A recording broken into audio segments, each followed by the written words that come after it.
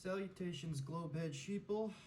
This is Nick with Mystic Mind Shrine. Mystic Mind Shrine is the channel for rogue decks and stun decks, control decks, creative decks. Basically, anytime you build a deck and you do well with it and it's got something spicy or interesting, or at least it's just well made, we will upload it. It's me, Nick, and then Mike. Both of us run the channel. So, without further ado, this is my Sunavalon Extra Link deck. This is not the Brave version, this is not the Therion version, this is not the Rika version or the Plant Pile deck. This is just pure Sunavalon, one card Extra Link Turbo. So, yeah, without further ado, started off with 3 Rescue Rabbit. This is our best normal summon. A lot of people say not to play this guy because it's weak to hand traps, but the reality is it's really not. The good part about this card is that it summons 2 of your seeds. So if you draw a weird hand and you got like a brick or something, that extra material that this card gets you can allow you to still go full combo. So this is, in my opinion, the best normal summon in the deck. And since it banishes itself for cost, if your opponent tries to Ash you, you can Gamma them. And we do play main deck Gamma, so it synergizes very well with that. Similarly, the other good normal summon we have here is triple Lone Fire Blossom. Lone Fire Blossom also tributes for cost to summon from deck. So this is another synergy with Gamma. If they try to Ash you on your Lone Fire, you just go full combo. Then we have triple Sunseed Genius Loki. This card is your main starter. This card is a 1-card extra link by itself on a normal monster. It doesn't do anything by itself, but it gets you into good extra deck cards. And yeah, good starter. Main card of the deck. And then we have some extension pieces here. This is Sunseed Shadow. People don't play this in like the Brave versions, but the card is mostly used for extra linking. This card is 3 link materials worth of material by itself. The first effect is you just summon it for free when you have the normal monster. And then the other effect is you banish from graveyard to target any link you control that's linked to another monster, and you just summon a second copy of it from the extra deck for free, but negate its effects. So you get a link 3's worth of material off this one card. I don't know if you can really extra link without it, but I don't even want to try. Then this is like one of the bricks, Sunseed Twin. This card, when you normal summon it, it summons from graveyard, and then when you have it in your graveyard on the next turn, or even on your first turn, this is your follow-up, because you can banish a link you control to summon another link from graveyard. Sometimes you need to clear a space in your extra link board in order to make some plays, so that banish for cost effect actually helps. And this card's not a hard brick, meaning that if you hard draw it, you can still go almost full combo. This deck doesn't play any hard bricks, which is great. You can still combo even if you draw your bricks. This is the Aromage Laurel. This card's just for your combo. It helps give your Jasmine a search. It gains you life points in time. Not too much to say about that. This is probably the worst brick in the deck, Mardell. It just searches a plant, searches your Aromage Laurel or whatever you need. This is still not a hard brick though, because even if you draw it, even if you draw both of these 2 in your hand, you can still go full extra link combo. The board's gonna be a little different, but you will still have a fully protected extra link and the trap to negate stuff. So neither of these are hard bricks, but they're just soft bricks, and we do play them. Next is for the hand trap lineup. Triple Ash, obviously busted card. This card's never going to stop being good. Then we play the best hand trap in the deck, which is Triple Gamma and the one Driver. Like I said, it synergizes with Rescue Rabbit and synergizes with Lone Fire Blossom because you tribute those for cost, your opponent ashes you, and then you Gamma them, you make Omega, and then you go full combo. Gamma is just amazing. Any deck that can make this, or can use it going first and second, I truly believe should play it in the main deck. Then the other hand trap is our format call of Triple Effect Veiler. The top that I got with this deck is right before Power of the Elements. It's on the release day of Power of the Elements, so there really weren't any of the decks running around yet because people haven't gotten the cards, but I'm not going to change too much about this deck even when those decks do become prevalent, unless I feel like it. So this is one of my format calls, Veiler. It's just a very diverse format. Veiler hits a lot of things. So I wanted to play Triple Veiler. And then some spice for you. As usual, I got double Sorbus. This is to help the deck push through Imperm and push through Veiler and Ghost Mourner, I guess. So basically this card, you just, when you get targeted on a monster, you discard this from your hand and negate the effect. So if your opponent has an imperm, that could really hurt you, but not if you negate it with this. And you can also use it to push through back row that targets like Dogmatic of Punishments, Fog Blades, stuff like that. I really like it. It's really necessary to help you play through hand traps. And speaking of playing through hand traps, we got Midbreaker Field. This card is the spiciest tech in the main deck, I think, or one of them. It's limited to 1, and it's basically a permanent Sorvis. So you activate this at the start of your main phase 1 or 2, and your opponent cannot target anything you control the entire main phase. So if they drew 3 imperms and you activate this, congrats, all your imperms are dead. I'm going to go full combo. Again, you can use this to push through back row that targets, or monster, like stuff like Hot Red that targets. This card's insane. If it came to 3, I would cut the Sorvises and play 2 more copies. Absolutely insane card. It turns off one of your interruptions, which is your Compulse, but you're still setting up a full extra link, so it doesn't matter.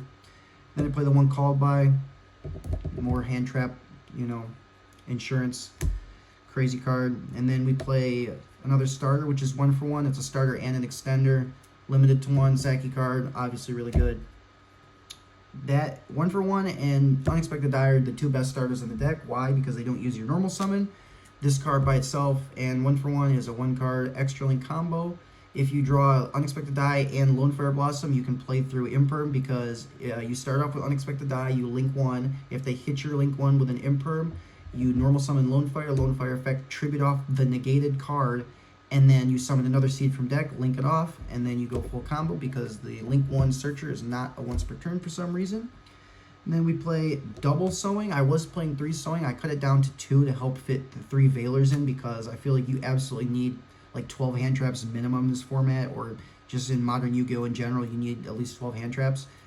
When you have 3 of this, it's nice because if you get ashed on your link 1, you can hard draw it, kind of like, when they ash Alistair and you hard draw Invocation, but you really don't need the 3rd copy of it, so this is your main choke point. If they ash this, it really hurts, but you can usually survive at least another turn, and then you search the 2nd copy, you can go full combo again. I play 1 Shrine. The continuous spell, I cut this down from 2 to 1 again to fit the Veilers. This card is just a soft once per turn monster reborn for your normal monster, and the other effect it has that nobody knows about is that you can send it to the graveyard on your opponent's end phase to reset any continuous trap in the game, and we're playing a little bit of spice to reset with this, so that effect is really nice. This is the main continuous trap of the deck. This one is searchable, Sunavalon Bloom. This card's basically like a Dark Ruler in trap form, or like a skill drain, but like a one-time use skill drain. It hits everything your opponent currently controls when you activate the card, and everything that it negates is negated permanently, but it's not continuous like a skill drain, so everything they summon afterwards is not negated. However, permanently negating stuff is really strong, and then you can reuse it by resetting it with the continuous spell. The other thing this card does is it's a battle trap, so if your opponent swings into one of your cards, you can use this to boost its attack, or you can use this to boost attack next turn to OTK. So really, really nice. And this is the spicy trap that we're using to reset with Shrine, Macrocosmos. Once you get your whole graveyard set up in your combo, it doesn't matter if you have Macrocosmos up because you're already fully loaded and ready to go. And this stops pretty much every deck in its tracks. And then if your opponent pops it, you just reset it off Shrine. So really busted interaction there that no one knows about.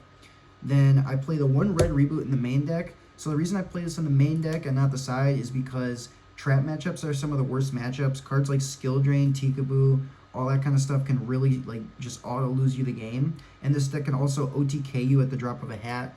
So that's why I play Reboot in the main. But there's another reason too, because this card's basically like another Sorvis, because it can stop hand traps, or specifically Imperm, or like evenly.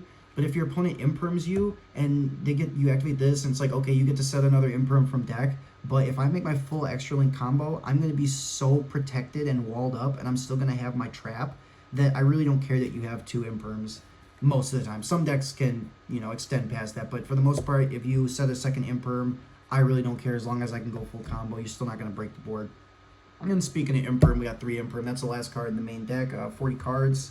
We're really big on 40 cards here in Mystic Mind Shrine. So then getting into the spicy extra, I got triple Dryas. This is the most broken card in the deck. This is a link 1 that searches any spell with a trap, even though there is no traps printed for the Sunvine archetype, just the Sunavalon archetype.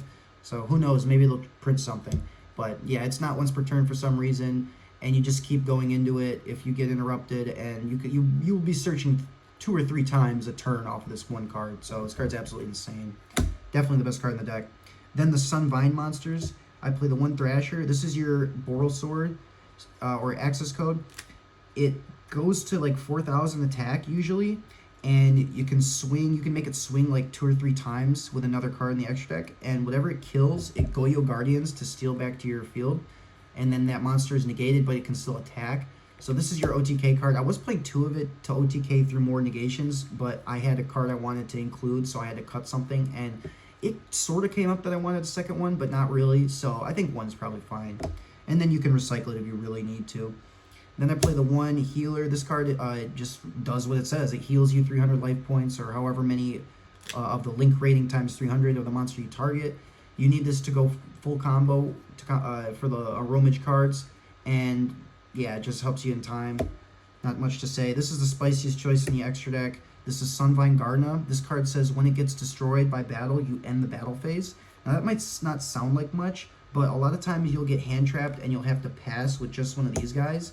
And basically when your opponent attacks, this card regains whatever damage you took and just cheats out an extra deck monster for free, a Link 1 specifically. So if you just have to pass on this card and your opponent swings, use its effect, summon this, then if they have to either kill this, and if they do, they're just going to end the battle phase, so you're basically guaranteed another turn.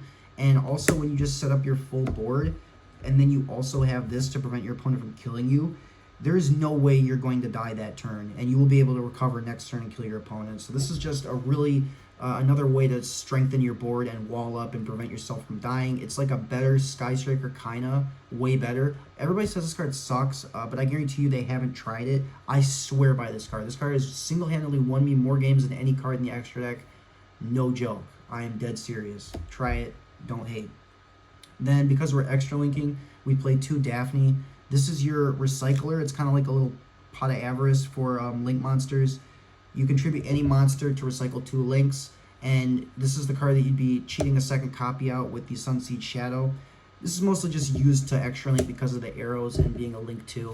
So not too much to say about Daphne, but you do need it to extra link.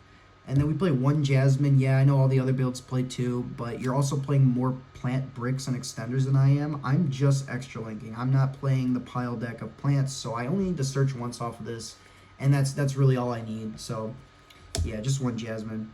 Then this is the other spicy tech. This card won me my very last game to go 5-0. If I didn't have this card in the extra deck, I would not have gotten first place. And it's Sunavalon Dryades. So I thought this card was useless at first, and most people thought it was useless too, and still think it is. So what this card does is it just has the same effect as the Link 1 Dryas, where when you take damage, it regains the damage and special summons a Link 1 from the extra deck. But this can do it twice. So the reason you would go into this is when you get hand trapped or you just draw like a bad hand and all you can do is make a Link 2. Sometimes you can just sit on this and play the control game, and if your opponent tries to kill you, you bring out the Gardna, and if you want to swing and do some damage to your opponent, you bring out the Thrasher. And I used this to win my very last game. What happened was he ashed my sewing, so all I was able to do was make this card. He had a Heat Soul on board, and he had a defense position Jack Jaguar. So I went into this card, I crashed it into the defense position Jack Jaguar, took the damage, effect to gain back the damage, effect to summon the Thrasher, Thrasher target the Dryades, it goes to 2400 attack, swing over the Heat Soul, kill the Heat Soul, steal the Heat Soul with Thrasher effect, then kill the Jaguar, and then I made the Link 4 Bengal Lancer, which is like the Compulse, and then I just kept bouncing his normal summon, and I won, because obviously Salad cannot play if you just Compulse the normal summon. So yeah, this is your card you go into when you get interrupted in some kind of way or you brick. You just need to play the low investment control game. It's kind of like your Heat Soul, but it just doesn't draw cards. But yeah, I'm not going to cut this from now on. It's really, really nice when you get interrupted. Other than that, it really won't come up much. Then I played Double Melius. This is a Link 3 that is just a soft once per turn monster reborn for your little seed. And it also can make your Thrasher attack up to like 3 or 4 times, however many Sunavalons are on the field. So not too much to say about that. Pretty good card. Then the 2 Link 4s we play are the Compulse, and he's also a Shen in Graveyard because he can just keep bringing himself back. Or he can bring himself back once. He banishes himself afterwards, but he can bring himself back by banishing 2 monsters, and he's a Compulse. He takes the damage equal to the attack of whatever he's compulsing, which synergizes with your links that gain back the damage and summon stuff. So he's really nice. And then this is the best link for is Dry Trinite. This card searches your bloom. It cannot be attacked and it cannot be destroyed by card effects. And this is the card that all of your Sunvines will target in order to get the most out of their effects because his link rating is the highest. So you want to keep this one on the board. This one's the best link for sure. Really nice card. And then the last card in the extract we play is Cyframe Omega. This is just there to synchro off your Gamma and Driver because having those two on the field makes it basically impossible to do your full extra link combo just because they take up space. So you just go into this guy and then banish him to rip a card out of your opponent's hand. Now your board's completely free to do what you want to do. So yeah, that extract I literally can't, it's finalized. There's nothing I can cut at this point. There's nothing I can add. That extract is final. So side deck, this is like my spicy choice for like not even just the format but Yu-Gi-Oh in general right now. I think No Material is so disgusting. It has done so well in testing, it's actually unbelievable. It's like I just treat it like 3 more copies of Gamma. The reason this card's good is because it hits every deck that uses the extra deck. If your deck uses the extra deck at all, there's a chance that this is going to end your turn or at least make your board like 10 times weaker. I have had such great success with this card. I can't, like, it's so generic. Like, you wouldn't even believe how generic this card is. It's actually crazy. Really love No Material. I've been throwing it in pretty much every deck this format. So then Triple Evenly Match, I play this in just about every deck I own. It's the only going second card that blows up back row and front row, and it banishes stuff face down. Once you bait the Omni Negate, or if they don't end on an Omni Negate, you just completely break their board with this. Then you set up an extra link, and you're good to go. Then I got some more back row removal, 1 Duster, 1 Twister, 1 Twister. Yeah, pretty much just back row removal. I like Twister over Cosmic because you can take away 2 threats rather than 1, and you don't pay life and time, which is great because this deck likes to gain life and win in time anyway. Then I played Triple Dark Ruler because it's absolutely disgusting and broken and super necessary to turn off all these ridiculous negate boards. So, not too much to say there. Last card in the deck is Drag Down to the Grave. This is my budget version of Crossout, but I honestly think this card's better than Crossout. Yes, you are giving your opponent a card, but in this deck you go like +8 with your normal combo. You set up a ridiculous board with a ton of protection and a ton of follow-up, so I really don't care if you get 1 extra card. And the reason I think this is better than Crossout is because you can rip stuff that Crossout can't even touch. You can rip an Evenly from their hand, you can rip a Kaiju out of their hand, you can rip their starter out of their hand if they just have a bad hand. Like, Drag Down to the Grave is so good, and it's only like a couple bucks or like 50 cents or something. So yeah, the whole deck is pretty budget. The whole thing's probably about like $100, excluding Evenly and Ash. Those are the only cards that really make the decks, you know, a little bit pricier, but the whole thing is super budget. And I don't need no Brave cards, I don't need no Therian cards. You're fine if you want to play those cards, just that's not the plant deck that I wanted to play. I wanted to play pure extra on the turbo. So, Mystic Mind Shrine, the Earth is flat, Chris Hansen is always watching you. Please take a seat. Peace out.